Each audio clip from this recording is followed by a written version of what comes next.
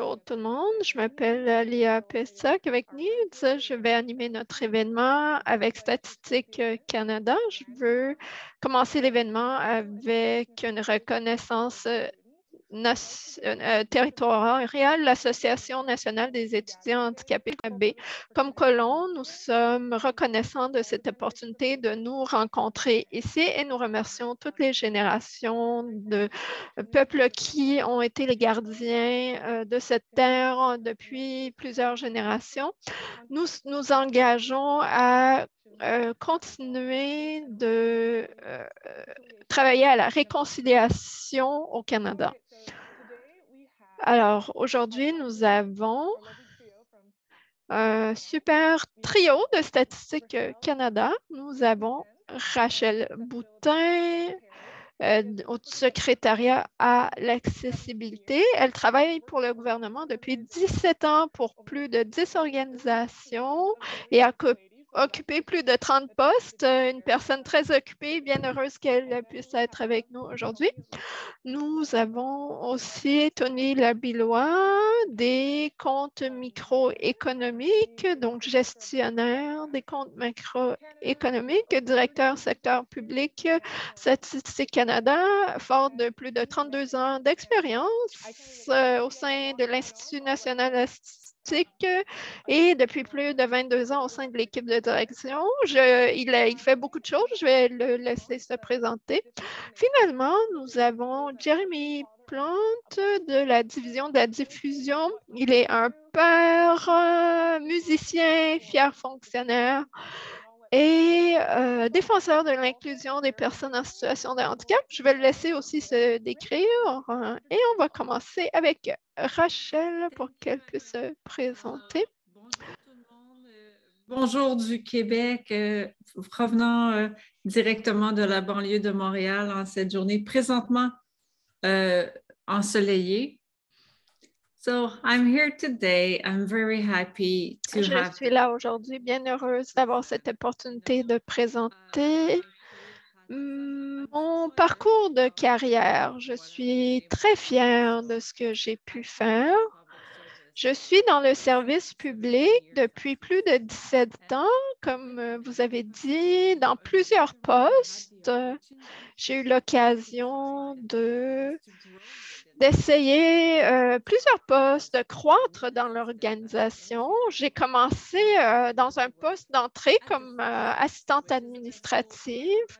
J'ai travaillé au Census, meilleure école pour apprendre. Quand il y a des appels pour ça, je vous encourage à postuler. C'est vraiment excellent pour apprendre. Donc, j'ai appris avec eux à apprendre davantage sur le gouvernement, à gérer du personnel. J'ai travaillé avec beaucoup de personnel. J'ai travaillé très fort. Mettez-vous en sourdine, s'il vous plaît, si vous ne parlez pas. Je viens d'entendre du bruit. Alors, j'ai appris beaucoup. J'ai décidé à ce moment-là, j'ai su que le gouvernement, c'était pour moi parce que ça m'a permis d'avoir une bonne pension, des avantages sociaux, mais aussi de continuer à apprendre. Donc, Statistique Canada, c'est ma troisième fois. J'espère que cette fois-ci, c'est la bonne. J'ai aussi travaillé à Service Canada, à l'École de la fonction publique, 3 jours, mais quand même, j'ai travaillé à l'école. Travaillé à Développement économique Canada. J'ai aussi fait quoi d'autre? Le service correctionnel Canada. J'ai travaillé pour la Commission des droits de la personne, la Commission de la fonction publique. So, as you see, I've been Alors, moving. comme vous pouvez voir, je me suis déplacée dans plusieurs postes sur différents sujets. Donc, pour aider les gens, toujours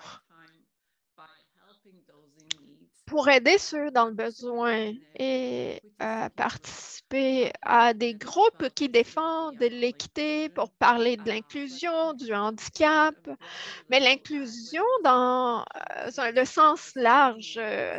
Quand j'ai travaillé au service correctionnel, je faisais des formations pour les prisonniers, pour leur assurer de vrais bons emplois quand ils quittaient la prison. J'ai beaucoup appris dans ce poste. Et durant ce parcours, donc d'un poste d'entrée jusqu'à 5, 6, 7 niveaux plus haut maintenant, j'ai fait beaucoup de réseautage, j'ai rencontré beaucoup de gens, dont Tony, Jérémy. Donc, j'ai rencontré beaucoup de gens qui font une différence dans la vie des gens. Alors, je suis bien chanceuse. Et à travers tout ça, au début de ma carrière, I did get the diagnosis. j'ai été diagnostiquée avec la sclérose en plaques et je pensais que ma carrière serait finie. Mais comme vous pouvez voir, ça n'a rien changé. Ça m'a même aidé à prendre ma carrière en main, à aller de l'avant, à demander ce dont j'avais besoin, à demander des accommodements. Et la COVID a simplifié les choses même parce que tout le monde travaille de la maison, c'est plus facile. On apprend de ce qu'on a et mon handicap m'aide à voir les choses de façon différente et avoir une perspective sur le travail qu'on fait. Et ça m'aide à être plus empathique avec mes employés, mes collègues. Bon, je n'ai pas les réponses à tout. Quand j'ai besoin d'une réponse, j'appelle Tony. Mais je sais qui appeler si j'ai un besoin spécifique, si je veux une perspective particulière sur un programme sur lequel on travaille. Maintenant, je travaille avec le secrétariat à l'accessibilité. Je travaille sur le plan d'accessibilité de StatCan. Donc, on travaille avec la loi canadienne sur l'accessibilité pour être accessible d'ici 2040, donc pleinement accessible. Je travaille avec les différents ministères pour mettre en place des plans pour atteindre cet objectif. Alors, je m'amuse beaucoup dans tout ça. Donc, je ne vais pas juste travailler aussi, j'ai une bonne vie personnelle. Ce week-end, je vais faire du jardinage. Je suis certaine que je ne serai pas la seule à faire ça, mais je suis aussi peintre et j'essaie de commencer une carrière avec ça. Donc, comme vous pouvez voir, on est limité par seulement ce qui est dans notre tête. Le système du gouvernement nous permet vraiment d'essayer de faire différentes choses. Je ne sais pas si vous voulez en savoir plus, mais si vous avez des questions à la fin, je peux y répondre, mais je crois que je vais céder la parole à mes collègues maintenant. Merci. Donc, le prochain, c'est Tony, le seul et unique. Allez-y, Tony. Vous pouvez y aller. Je suis toujours flatté quand on m'invite à un endroit comme ça. I feel privileged that I have a chance to talk to you. Je me sens privilégiée de pouvoir être là avec vous. L'avenir de notre pays, c'est les étudiants. Et l'avenir de ma division, peut-être, je recrute tout le temps. Donc, j'ai commencé avec Statistique Canada il y a plusieurs années. Je pensais rester 1 an ou 2, alors faites attention si vous vous joignez à nous. Peut-être que votre carrière sera tellement belle que vous ne voudrez jamais quitter. Alors, j'ai commencé en 1989. J'ai décidé de... Ça semble être comme hier. J'ai postulé à Statistique Canada. J'ai étudié à l'Université Laval. Je viens de la Gaspésie, sur le bord de la mer. J'ai eu une enfance... comme n'importe qui, des études où j'étudiais, mais j'aimais fêter aussi et rencontrer des amis. Et j'ai essayé un peu par défi le processus, par curiosité, le processus de sélection à Statistique Canada. Puis, j'ai été invité à l'examen écrit. J'ai réussi l'examen écrit, j'ai été invité à l'entrevue. déjà, on me fournissait des accommodements. Quelque chose que je n'avais jamais vu à l'université à mon époque. Et j'avais droit à des accommodements. So I was getting bigger font size. Donc, j'avais le droit à des examens avec une écriture plus grande avant les entrevues et j'avais un peu plus de temps pour faire l'examen. Alors, je me disais, wow, c'est super, le gouvernement prend en charge, prend en considération que je suis née avec une basse vision. D'exprimer mes compétences en me donnant les outils pour le faire de mon mieux. J'ai trouvé ça intéressant. Et puis, je ne savais pas où était Ottawa vraiment, sauf sur une carte. Et puis, je suis venu visiter quand on m'a offert un poste. J'ai décidé de venir pour 1 an ou 2. Et puis, une des premières choses que ma chef de l'époque m'a mentionné, même à ce moment-là, pour vous montrer combien on a une longue tradition de s'occuper d'inclusion et de s'occuper que tout le monde puisse atteindre son plein potentiel. Ma chef de l'époque m'a offert des mesures d'accommodement, m'a dit, si tu as besoin d'équipement, tu as besoin de quoi que ce soit ici, on va être sûr que tu saches qu'on t'a engagé pour tes compétences et qu'on va te fournir les outils pour que tu puisses atteindre des résultats avec nous. It's still the philosophy I have as a manager to make sure that Donc, c'est toujours ma philosophie.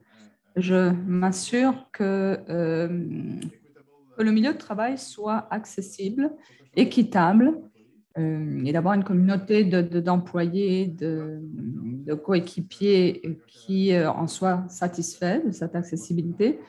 Et j'ai connu différents coins de Statistique Canada tout au long de ma carrière et maintenant je suis directeur du secteur public de la division statistique. Alors, on touche différents aspects, la vie économique, sociale, les aspects gouvernementaux également du gouvernement et des Canadiens. Et on a un mandat qui est vraiment très vaste et beaucoup d'opportunités. Et puis, il y a plusieurs portes pour entrer dans le gouvernement, bien des portes d'entrée pour travailler au secteur public. Une fois que vous rentrez, vous avez de nouvelles opportunités parce que là, vous avez accès à un processus de sélection qui peut vous amener dans différentes directions, dans différentes carrières. Et vous développez vos connaissances, vos compétences et vous augmentez aussi votre contribution en tant que directeur. Maintenant, je gère 70 personnes. Il y a 2 ans, j'en avais une quarantaine. Et c'est clair, Statistique Canada est en pleine expansion ces dernières années, donc il y a beaucoup d'opportunités. Les gens compétents, les gens intéressés à apprendre pendant toute leur vie, à contribuer pendant toute leur vie, et qui vont nous amener un éclairage nouveau dans notre milieu de travail, qui vont nous amener une perspective nouvelle. Ma division s'occupe, par exemple, de revenus, de dépenses et des bilans des administrations publiques, le gouvernement fédéral, les gouvernements provinciaux et territoriaux, les gouvernements locaux. Et on fait des finances, des statistiques financières selon une norme internationale de statistiques des finances publiques pour les comptes macroéconomiques. Ça rentre dans le calcul du produit intérieur brut. Ça rentre aussi, ces données-là, dans les formules pour distribuer plus de 88 milliards de dollars entre le fédéral et les provinces. Il y a des accords fiscaux, des transferts fiscaux au Canada, et c'est nos chiffres qui servent à répartir l'assiette fiscale pour que les Canadiens aient une vie semblable, un niveau de vie semblable un peu partout à travers le pays. So it's very stimulating. It's one example among others. We touch environment, labor. Donc, c'est très motivant. On touche à l'environnement, aux jeunes, à la santé, manufacturing, aux mines, à la production manufacturière, différents aspects de la société, de l'économie et de l'environnement que l'on touche, que l'on couvre. Donc, on a un également un groupe qui nous fournit, qui nous aide à trouver l'équipement qu'il faut pour nos employés. On a un comité de défense des droits des personnes handicapées qui se rencontre régulièrement. C'est un groupe de bénévoles qui choisit de partager ses connaissances et ses conseils pour pouvoir évoluer sur certains fronts du milieu de travail. Et on a également des statistiques qu'on produit avec les sondages canadiens sur le handicap, les handicaps. Alors, vous avez peut-être d'ailleurs reçu un questionnaire et je vous encourage à le compléter si vous avez reçu ce sondage. Donc, c'est un questionnaire post-sondage et ça va nous permettre de couvrir, de comprendre, de mieux comprendre différentes dimensions des vies des personnes qui vivent avec un handicap. Donc, c'est une des portions du programme social. Alors, il y a beaucoup d'opportunités au sein de nos services qui appuient les programmes statistiques et au sein des programmes eux-mêmes. On vise engager plus de 5000 personnes avec un handicap au cours des prochaines années. Alors, Statistique Canada veut s'assurer que l'on fasse notre part, que l'on engage les personnes avec des handicaps parce que le marché du travail est très compétitif. On veut être sûr qu'on puisse bénéficier de tous les talents qui sont disponibles. Et vous faites partie de ces talents aujourd'hui. Alors, c'est pour ça que pour moi, c'est un plaisir. J'ai hâte à la période de questions puis à vos réflexions. I'm also on LinkedIn if you want to connect with me. Rachel is also on LinkedIn, and I think Jeremy as well. We are approachable. We are looking for exchange and your questions, and we are really fortunate that we were invited here. On that note, je vais laisser la parole à Jérémy. Thank you so much, Tony. We'll pass the torch over to Jeremy. There we go. C'est super. Merci, Alia, puis merci, Tony et Rachel. C'est un grand plaisir d'être ici aujourd'hui. Je vais parler plutôt dans ma langue maternelle, anglais, mais si à la fin, vous avez des questions en français, n'hésitez pas de les poser dans votre langue maternelle, puis je vais répondre aussi en français. So just saying that I'll be speaking largely in English today, but it's also easier for the translators. But if you have any questions, please do. Si vous avez des questions, surtout, n'hésitez pas à les poser en français ou en anglais. Alors, merci de m'avoir invité. Très intéressant. Certaines personnes avec un handicap ont des parcours vraiment très, très intéressants. Et il y en a qui ont des parcours plus compliqués, par contre plus difficiles. Certains travaillent depuis de nombreuses années. Puis quant à moi, j'ai vécu un petit peu les deux parcours. Maintenant, ça fait une vingtaine d'années que je suis employée, Statistique Canada, et on travaille, en fait, je travaille très fort à mon tour pour offrir cet environnement propice au développement. Alors, juste pour vous donner un petit peu une idée de mon parcours, je vais vous parler un petit peu de ma situation et des accommodements qui ont été faits pour m'intégrer au sein du service public. Parce qu'il y a plusieurs jalons dans mon parcours. Alors, j'ai commencé en 2002. J'ai eu la chance d'entrer dans le service public après une année à l'école. Alors, je travaillais pour la Galerie d'art nationale. J'étais capable, donc, j'ai eu la chance de pouvoir travailler dans mon domaine, en fait, en sciences sociales et sciences politiques. Alors, j'ai eu beaucoup de chance de pouvoir trouver un emploi dans le secteur où j'étais formée. J'étais engagée pour la branche de parrainage, de sponsorship. Et donc, je suis restée pendant un certain temps. En fait, je suis restée, j'étais comme la chèvre sacrificielle parce que j'ai été celui qui est envoyé pour commencer dans ce secteur et ensuite, je suis passée à autre chose. Je suis passée en Environnement Canada. Alors là, j'ai commencé à faire des recherches en matière de population, ensuite de communication, de marketing. Et ça, c'était très important parce que je travaillé sur des questions environnementales et j'ai rencontré Jeffrey Stark, qui est maintenant directeur donc du programme qui s'occupe du développement des technologies pour favoriser les accommodements. Il m'a beaucoup enseigné. Il m'a permis de comprendre comment est-ce que l'on pouvait utiliser des outils pour s'assurer. Truly, and this was in the mid-2000s, this was an eye-opening event. And then I really wanted to expand my skills and experience on Ça m'a ouvert tout un nouvel horizon. Ensuite, j'ai voulu passer à la branche des services du gouvernement pour vraiment directement pour les personnes avec handicap, les personnes en général, et particulièrement les personnes avec un handicap. Et une des premières tâches, c'était donc sur une tâche de recherche sur la perception des handicaps. Et au départ, ça n'a pas fonctionné comme on voulait parce que ce n'était pas si accessible que ça. Et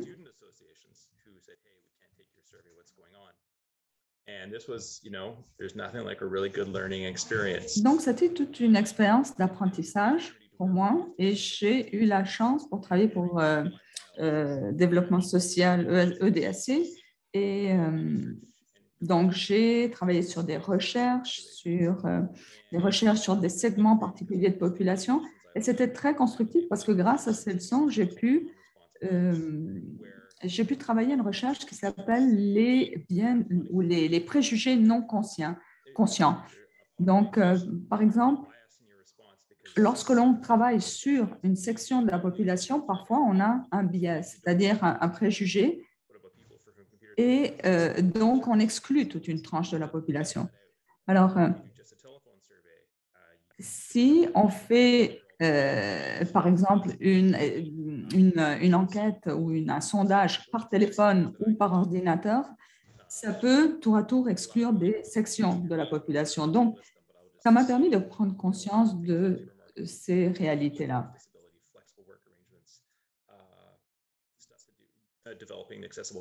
Donc, ensuite, j'ai travaillé au développement à la rédaction de la loi sur l'accessibilité. En fait, je m'occupais de la composante recherche pour travailler à cette législation et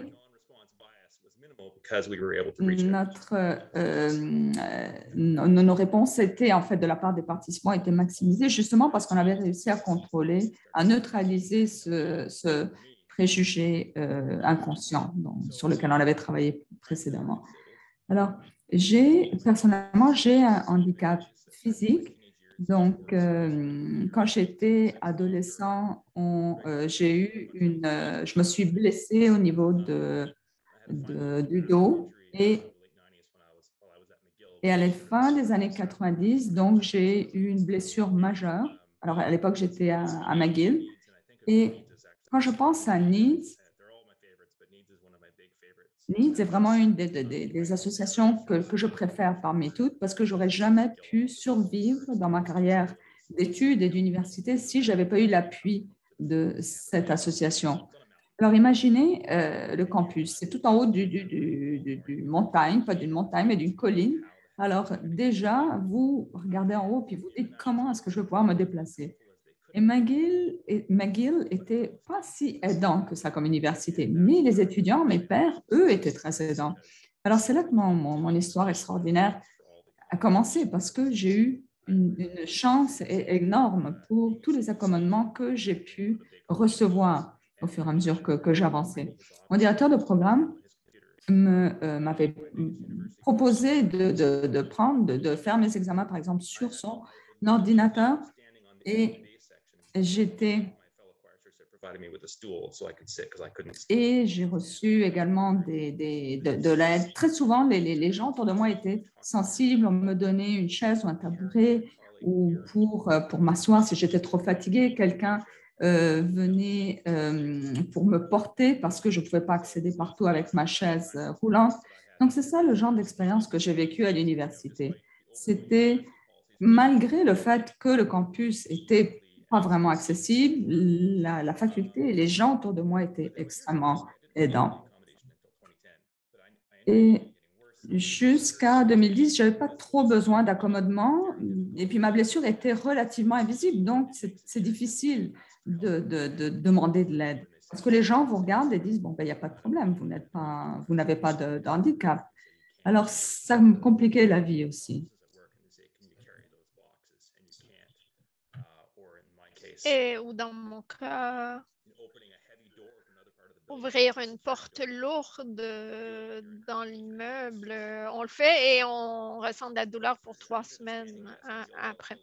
Après une chirurgie, j'avais besoin d'accommodement pour un bureau, mais il n'y en avait pas.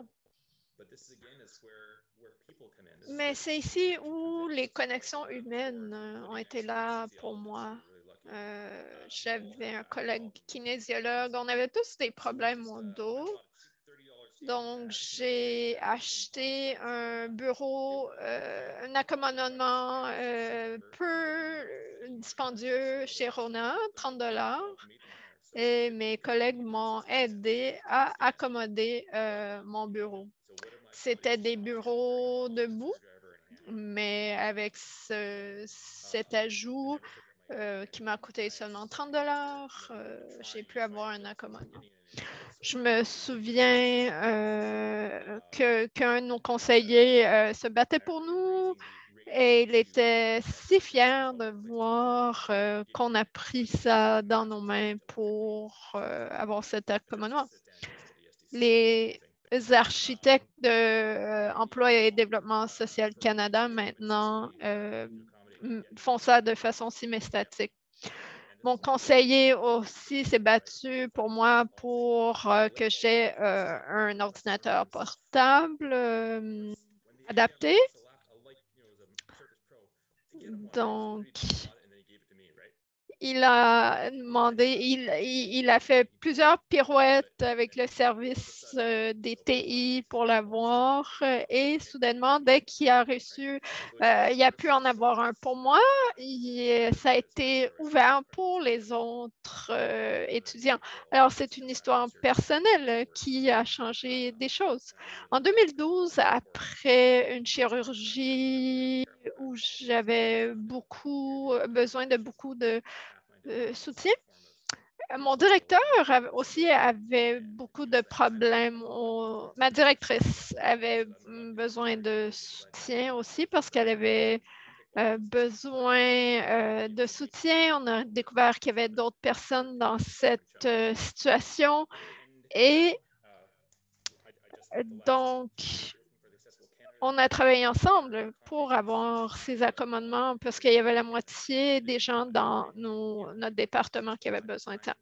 Maintenant, c'est de plus en plus accessible. Avec Statistique Canada, on peut travailler de la maison, on peut avoir tous les accommodements dont on a besoin. Et maintenant, avec ma douleur chronique, j'ai tous les accommodements dont j'ai besoin avec Statistique Canada. Il y a la loi canadienne sur l'accessibilité. Maintenant, je suis chercheur passionné, défenseur passionné des droits des personnes en situation de handicap. Et je travaille donc au Centre de soutien aux personnes handicapées avec Statistique Canada. Je fais de la recherche, je m'assure que la recherche soit plus accessible pour les Canadiens, pour mes collègues, et c'est vraiment extraordinaire. J'ai travaillé avec des collègues sourds, avec des personnes en fauteuil roulant, des personnes qui ont des cancers desquels ils ne pouvaient pas guérir, des quadraplégiques, des personnes qui utilisent son menton pour le clavier, qui a des accommodements. Pour ça, j'ai eu des besoins en santé mentale, pour ceux qui vivent avec une douleur chronique, vous savez que c'est un risque. Il y a des personnes avec des allergies fatales, par exemple aux crustacés. Et le ministère sait qu'il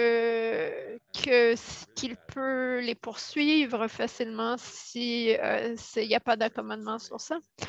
On entend beaucoup d'histoires de discrimination sur lesquelles on travaille, mais il y a des occasions de devenir des leaders. Ce qui est important ici, j'ai été tellement chanceux d'être dans le secteur public. Et depuis 20 ans, et les histoires d'horreur diminuent de plus en plus et il y a de plus en plus d'histoires de soutien, de comment on peut soutenir nos collègues. La raison pour laquelle je suis là aujourd'hui, ultimement, c'est que ce n'est pas seulement ces histoires de progression pour les personnes en situation de handicap, pour qu'on soit de mieux en mieux soutenus, et pour que l'équité soit de plus en plus accessible. Et je suis où je suis aujourd'hui, justement, non seulement en raison de tout ce soutien, mais aussi parce que je sais que je peux aider les autres et créer ces histoires de soutien. Et ça a été mon rêve depuis toujours d'être chez Statistique Canada, mais je suis là aussi parce que j'ai eu cette expérience de soutenir les gens, parce que je sais que quand ils viennent travailler pour moi, ils n'ont pas à souffrir de ces erreurs. Ou avec Tony ou Rachel, ils vont avoir le soutien dont ils ont besoin pour grandir et avoir du succès, s'épanouir. Alors, venez travailler pour Statistique Canada. C'est tout. Alors, merci Tony. Vous avez touché sur plusieurs points super importants. On va ouvrir maintenant les questions et répondre. Si vous avez des questions, vous pouvez me les envoyer. Vous pouvez lever la main. Je vais lancer la période de questions avec une question pour vous tous. Donc, ma question pour vous, c'est quel conseil avez-vous pour les jeunes qui commencent sur le marché du travail en matière d'accommodement? Quel conseil leur donnez-vous quand il est temps de demander des accommodements en tant que personne en situation de handicap? Donc, je suis peut-être la première. J'aurais aimé que Tony commence, mais qu'est-ce que je dirais? Ça dépend de comment on pense à l'accessibilité et les accommodements. Pour moi, il faut s'accepter. Pour moi, c'était difficile, mais quand j'ai décidé d'autodéclarer, je l'ai toujours fait et j'ai jamais eu un poste quand je m'identifiais en tant que personne de handicap, mais j'ai toujours décidé de m'identifier, de dire ça fait partie de ce qui je suis. Je ne sais pas tout ce que je suis, mais ça fait partie de qui je suis. Mais suivez-nous sur Instagram, tous les médias sociaux. Il y a plein d'opportunités pour des emplois. Inscrivez-vous pour des stages coop. Soyez curieux. Peut-être que vous allez réussir chez Statistique Canada, mais sinon, c'est pas grave. Venez juste essayer, voir ce qui fonctionne pour vous.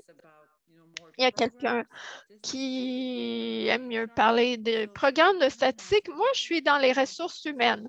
Il y a toutes sortes de postes. Vous ne devez pas être nécessairement un statisticien. Moi je ne suis pas.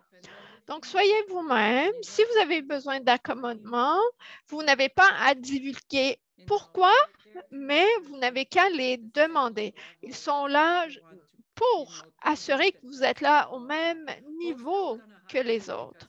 On va quand même vous engager selon vos compétences, le mérite, mais n'hésitez pas à demander vos accommodements.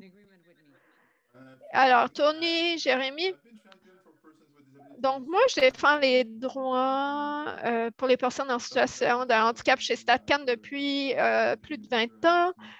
J'ai commencé en 2002, après qu'on m'ait demandé, que le ministère m'ait demandé d'être un attaché pour défendre les personnes en situation de handicap pour déterminer les priorités et les solutions que nous devions mettre en place pour améliorer la participation de tous dans les milieux de travail de l'organisation. Alors, comme on a dit, Jérémy a dit, il y a plus d'histoires de succès que de mauvaises histoires au cours des années. Donc, assurez-vous que dès le début, vous vous identifiez en tant que personne handicapée, que vous demandiez les accommodements. Je l'ai fait dès ma première demande d'emploi. Mon processus de sélection, pardon, l'examen écrit ou l'entrevue dès la première fois et toujours par la suite, lorsque j'ai postulé à Statistique Canada dans des processus de sélection à des niveaux supérieurs. C'est très important, mais c'est une question d'acceptation. Si c'est un handicap invisible, vous avez le choix de le mentionner ou pas. Même si c'est visible, vous avez le choix de faire semblant que ce n'est pas là. C'est une question d'acceptation. Je me souviens, dans le passé, j'étais très gênée, je ne m'acceptais pas comme j'étais. Je suis née avec une basse vision, comme j'ai mentionné. J'aime faire de la photo, j'aime faire des choses assez extrêmes comme du rafting ou du parachute ascensionnel, ou toutes sortes d'autres expériences intéressantes et stimulantes dans la vie. Là. I have an exciting life, just not at work. J'ai une vie excitante, pas nécessairement au travail, mais j'aime essayer plusieurs choses. Donc, il y a des événements dans ma vie qui m'ont fait changer ma perception de moi-même, m'ont fait réaliser que ma basse vision, ce n'est pas seulement un handicap, mais à créer des capacités qui ont formé mon caractère, ma personnalité et pas du tout d'une mauvaise façon. Alors, quand j'ai commencé à m'accepter mieux, j'ai commencé à réaliser que les autres devaient m'accepter pour qui j'étais et je devais faire confiance que les autres m'accepteraient comme j'étais. Et c'est ce qu'on vous dit à Statistique Canada. Nous avons, comme Jérémy a dit à l'université, quand les gens l'aidaient, la couleur de votre peau, votre origine ou votre orientation sexuelle ou votre genre ou votre habileté ou inhabilité à certaines choses. I mean, we want your talents. We want you to be part of the team. Nous voulons vos talents. Nous voulons que vous fassiez partie de l'équipe avec vos contributions. Vous devez avoir les bonnes compétences pour l'emploi, mais il y a tellement d'emplois. J'ai prédit que plusieurs d'entre vous pourriez avoir un futur chez Statistique Canada ou dans la fonction publique. Il y a des centaines d'employés chez Statistique Canada. Dans la fonction publique, il y a plus de 200 000 employés. Il y a probablement des chances pour que vous puissiez trouver quelque chose d'intéressant pour vous, quelque chose de stimulant. Rêvez grand et restez toujours ouvert aux possibilités. Vous allez vous découvrir vous-même et les gens vont vous faire confiance pour des choses parfois où vous ne vous faites même pas encore confiance. Si les gens vous font confiance, vous n'avez pas le droit de douter de vous-même. Soyez fiers, soyez assurés que si on vous donne un poste, vous êtes capable et partez de ça pour grandir comme personne, pour apprendre davantage, pour contribuer à ce qu'on vous demande de votre mieux. And there's no dumb question. Always ask questions. Il n'y a pas de questions stupides. Posez toujours des questions. Le dialogue est très important. On parle d'accommodement. Vous êtes au cœur des accommodements que vous demandez. Vous devriez être là avec, par exemple, un nouveau passeport d'accessibilité qu'on crée dans la fonction publique qui est là pour que vous puissiez décrire vos besoins en tant qu'employé. Vous êtes là pour commencer la conversation avec votre superviseur. Le superviseur, il ne peut pas savoir tout. Et la réalité différente, c'est aussi dans qu'est-ce qu'on a appris à faire ou comment on a appris à le faire ou comment on a composé avec la situation. Ce n'est pas parce que vous voyez comme moi que vous avez les mêmes outils. Peut-être que vous voyez, personne, je pense, ne voit de la même façon, là, mais vous avez probablement des outils bien différents ou des techniques bien différentes que vous pourriez probablement m'apprendre des trucs que je ne sais pas et vice-versa. So we all learn from each other and we all can contribute to that. On apprend tous les uns des autres et on peut tous contribuer à s'améliorer. Je vais juste ajouter une chose. Quand on parle d'accommodement, on parle beaucoup d'accommodement physique et j'ai eu le plaisir de travailler avec une équipe pour engager un bon nombre de personnes qui venaient de contextes différents, de déficiences différentes. Et donc, les accommodements n'ont pas toujours été physiques. Ça pouvait être sur le plan des communications, le plan mental, le bruit, autre chose. Donc, ils nous ont apporté un talent immense pour le secteur public. Et puis, toute une variété de personnalités. Alors, ceux qui participent et qui écoutent et qui font partie de cette communauté diversifiée, vous pouvez vous attendre que vous allez rentrer, vous aussi, dans le milieu d'une façon ou d'une autre. Et comme Rachel disait, on a beaucoup de demandes d'emploi et n'hésitez pas si vous avez des soucis ou des défis qui vous compliquent la vie, par exemple, même lors du processus d'engagement, dites-le nous. Faites-le nous savoir. Parce qu'on est prêt à vous accommoder, parce qu'on sait que chacune arrive avec son bagage différent, un parcours différent, et là, on est là pour les accueillir, toutes ces différences. Donc, peu importe le défi qui est le vôtre, n'ayez pas peur. Dites-le nous, parce qu'on peut trouver les moyens pour vous aider, pour vous accommoder. Alors, je vais passer le micro à Laïa pour les questions. Alors, j'adresse les questions à vous tous. Première question de Peter. J'ai souvent demandé des accommodements à Statistique Canada et je n'ai pas toujours reçu ce que je demandais. Alors, parfois, il y a beaucoup de superviseurs qui n'ont aucune expérience de travail avec des personnes avec un handicap. Ils pensent que les accommodements ne sont pas des droits, ce sont quelque chose qu'on octroie. Alors, comment est-ce qu'on peut les sensibiliser davantage? I will always Donc, je vais toujours trouver des situations où le superviseur ne comprend pas complètement les situations. C'est pour ça qu'on ne peut pas s'attendre à ce que ce soit comme ça. Alors, c'est pour ça que je disais qu'on a aussi des équipes qui se penchent sur ces questions. Alors, c'est là que les situations peuvent être discutées si l'échange avec le superviseur n'est pas concluant.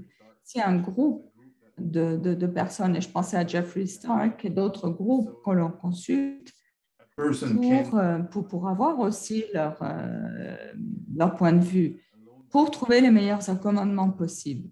Et il y a même la possibilité de louer de l'équipement parfois pour l'essayer et voir s'il permet d'améliorer la productivité de chacun et pour trouver finalement le meilleur contexte possible, créer le meilleur contexte possible pour travailler.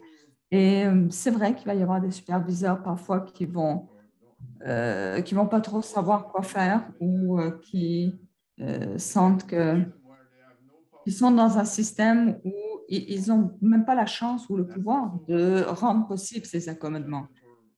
Alors, c'est pour ça qu'on a des champions pour la défense des droits des personnes avec un handicap, comme moi, dans Statistique Canada, mais on a besoin aussi de sensibiliser pour trouver ensemble, pour chercher ensemble des solutions positives. C'est ce qu'on a fait pendant ces 20 années. Et je ne vais pas revenir à des exemples spécifiques ici, mais je pense à mon parcours à moi. Et il y a eu des situations où ça a mieux marché que d'autres parce qu'on avait des processus ou des approches qui avaient leurs propres limites. Et parfois, on ne peut pas complètement accommoder une personne. Et il y en a qui ont connu des tournants dans leur carrière pour le meilleur parce que dans un premier temps, ils ne pouvaient pas remplir complètement la tâche qu'on leur confiait à cause de leur handicap. Alors, c'est pour dire que rien n'est parfait, mais on travaille activement en recherche de solutions. Donc, on a de plus en plus de consultations, de personnes qui nous aident. Et c'est vraiment, derrière tout ça, il y a un virage de culture important, un changement d'approche. Je vais passer à la prochaine question. Je viens de Ruben, merci pour cette présentation. Je me demandais, est-ce que vous avez des conseils à donner aux étudiants qui ont des handicaps reliés à des problèmes, des désordres de développement ou des problèmes de santé mentale? Et donc, comme vous le disiez, les secteurs du gouvernement, le secteur public est extrêmement compétitif. Alors, le fait d'avoir de la pression, de devoir respecter des échéances, etc., d'avoir de grosses contraintes, ça pourrait peut-être nous dissuader ou nous mettre sur la voie de l'échec dès le départ. Qu'est-ce que vous en pensez? Alors, j'ai vécu une expérience directe avec face à ce genre de situation. En fait, c'est arrivé aussi pendant la pandémie où on a eu la chance d'engager une personne qui était dans cette situation et j'ai collaboré avec beaucoup de personnes qui avaient ce genre de handicap. Et quant à moi aussi, j'ai été une de ces personnes-là qui a dû recevoir des accommodements parce que je travaillais très, très fort. Je me poussais trop. Alors, il y a un virage, aussi un changement dans la façon dont on assigne le travail, les tâches dans le secteur public. On se rend compte qu'il y a plusieurs façons de réaliser le travail. Et donc, je ne peux pas dire qu'on est parfait parce qu'il y a beaucoup de personnes qui ne comprennent pas encore cela. Et même mes 2 derniers emplois, en travaillant avec les personnes neurodiverses, ça a demandé des accommodements. Leur rythme de travail est différent, était adapté. Une personne, par exemple, avait des problèmes, des désordres du sommeil, alors il fallait accommoder également son horaire. On a comme réorganisé, dans le fond, le travail, certaines tâches pour aménager un temps de travail pour ces autres personnes qu'on accueillait, parce que leur travail est excellent. Donc, si une personne est brillante et elle a un esprit très vif et elle est innovatrice et elle apporte des nouvelles idées, elle fait un bon travail, parfois, on se rend compte qu'on n'a pas besoin d'imposer des échéanciers comme on les impose, qu'on a toujours eu l'habitude de les imposer. Alors, on s'adapte un peu et on s'ajuste pour des personnes qui ne peuvent pas toujours respecter les échéances comme on voudrait. Et j'ai passé aussi, comme je vous le disais, plusieurs années en communication.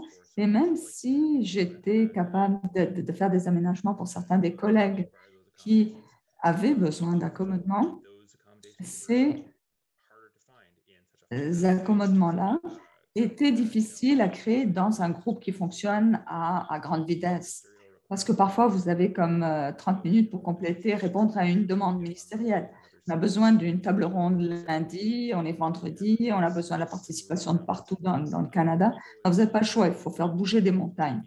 Donc, ce genre d'échéance et de job ne font pas l'affaire de tous, mais il y a beaucoup d'autres opportunités de travail. Et, ce que je pourrais dire, c'est que identifiez-vous, auto-identifiez-vous parce qu'il y a de la place pour vous. Pour des personnes qui arrivent, qui ont des idées, qui sont innovateurs, on va trouver le moyen de vous accommoder.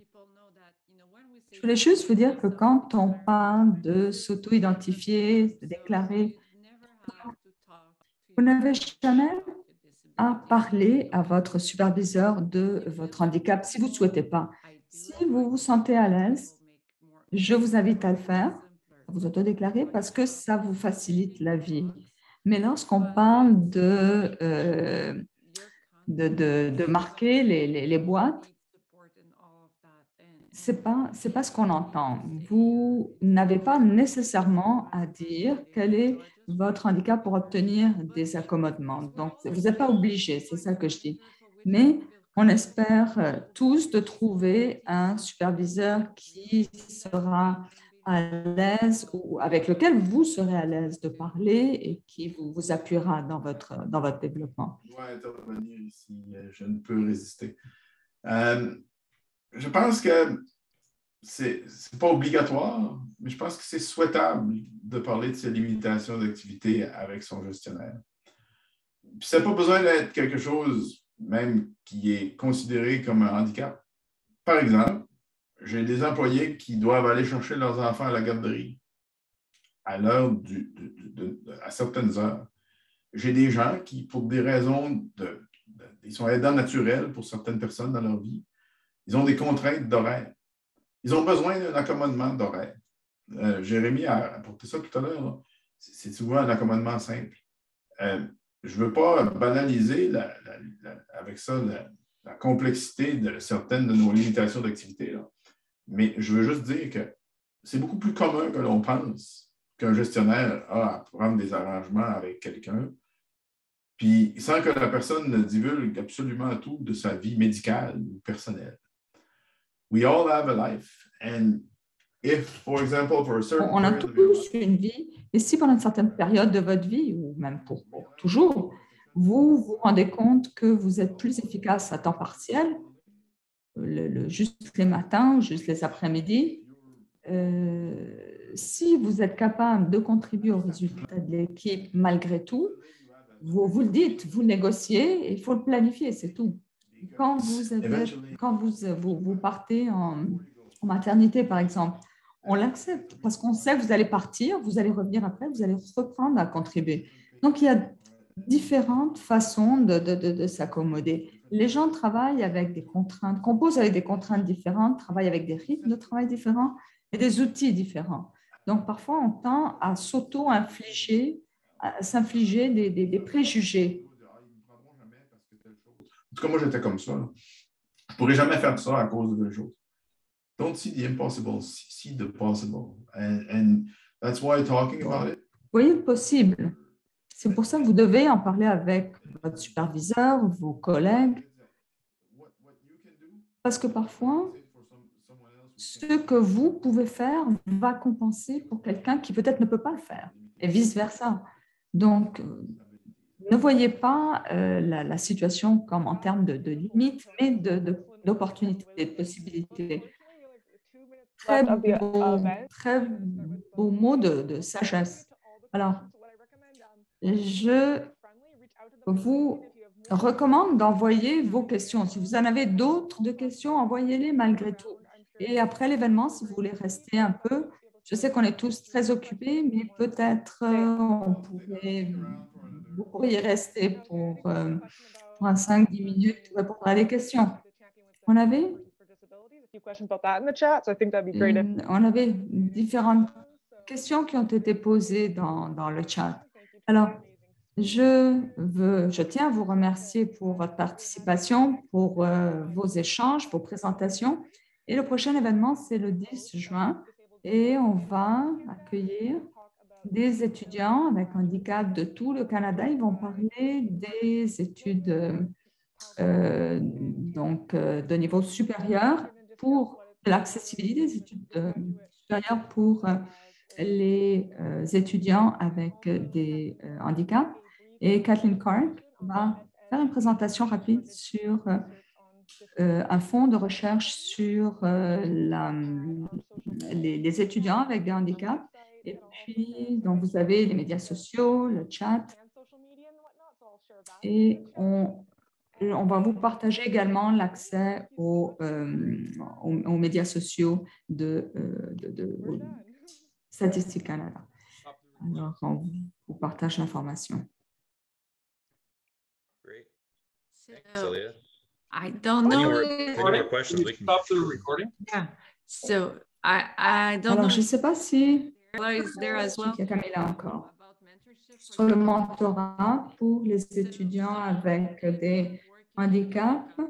Donc, si vous travaillez au gouvernement, vous pouvez aller vous adresser à vos champions, aux défenseurs. Mais pour les opportunités d'emploi, pour les étudiants avec handicap, il y a des sessions de mentorat. Et d'ailleurs, je suis invitée au mois de juillet pour en animer une. Donc, on offre ce genre de service. Link to Et LinkedIn. But autrement, vous pouvez envoyer un lien, vous pouvez me contacter à travers LinkedIn ou Tony également. Et parlez-en autour de vous, aux personnes qui peuvent vous aider, peuvent vous inspirer. Mais encore une fois, le gouvernement a des moyens pour vous aider dans ce... Economist, sociologist, and